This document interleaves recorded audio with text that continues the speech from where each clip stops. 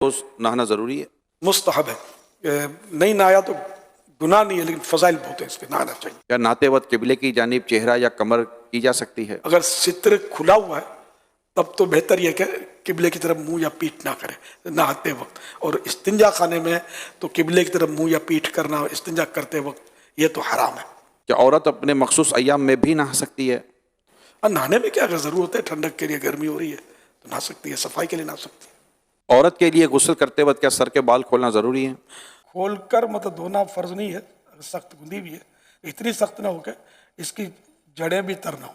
अगर ऐसी सख्त बंदी भी है चोटी कि इसको खोल कर पानी नहीं बहाएंगे तो जड़ें तर नहीं हो तो खोलना ज़रूरी हो जाएगा, वरना ज़रूरी नहीं है।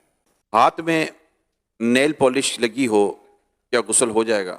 नाखूनों में नेल पॉलिश अगर गुस्ल से पहले लगाई हुई है और अब गुस्ल किया तो गुस्ल तो नहीं होगा, क्योंकि इसकी तेज जम जाती है नाखूनों पर। क्या गुस्ल बैठ के करना चाहिए खड़े होकर? बैठ कर सुन्नत है और सित्र भी छुपा हुआ हो। क्या गुस्ल में कुल्ली करना और नाक में पानी डालना ज़रूरी है?